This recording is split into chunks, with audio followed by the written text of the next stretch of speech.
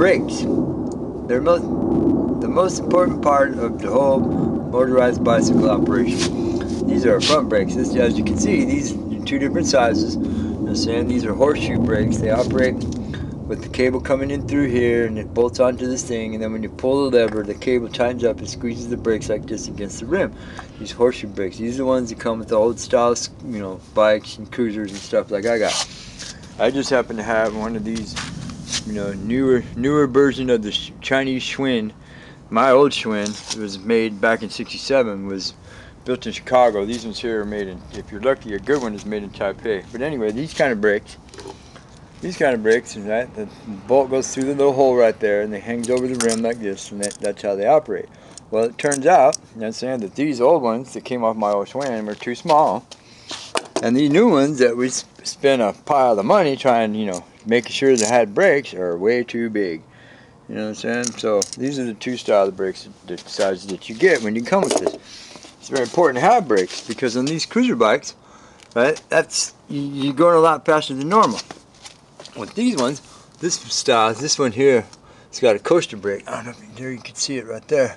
That was the main issue with this bike when we got it, was that this was broken. I had to take the hub apart and redo it. I noticed that there were some parts inside that were broken, so I put it back together as best I could with what I had and bolted it down.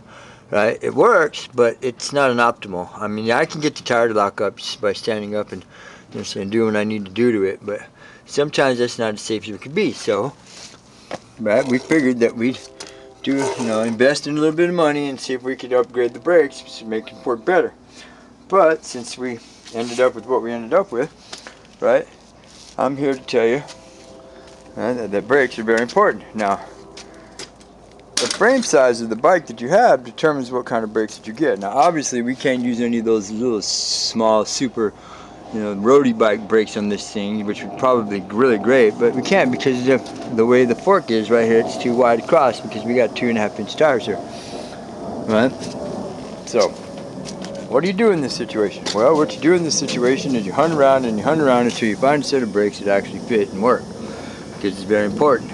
And another consideration that you got to take in is where you're going to mount your brakes. Since we got these funny little Chinese throttle grip right here, just plastic, the little thing's already broke, so it moves back and forth. So you're going to have to mount it here. So you're going to have a good sized leather grip. And you can't get to use those real fancy little double plunger, little tiny dirt bike ones because you can't do it. It's not going to work.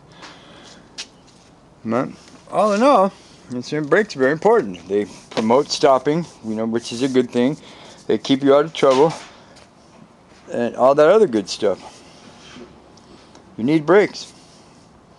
Maybe when we find the right ones, I'll do a install and let you guys know how they work, right? But as it is right now, right, we invested some money.